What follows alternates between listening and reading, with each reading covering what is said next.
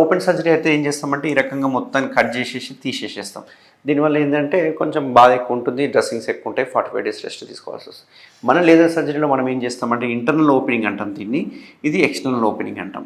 So ఇంటర్నల్గా opening ఏదైతే ఉందో దాన్ని మనం క్లోజ్ చేసేసుకొని ఎక్స్టర్నల్ ఓపెనింగ్ చిన్న కోత పెట్టేసి చీమంతా లాగేసి ఈ రోడ్ ఏదైతే ఉందో ట్రాక్ట్ ఏదైతే ఉందో దీన్ని మొత్తం లేజర్తో కాల్చడం జరుగుతుంది అన్నట్టు.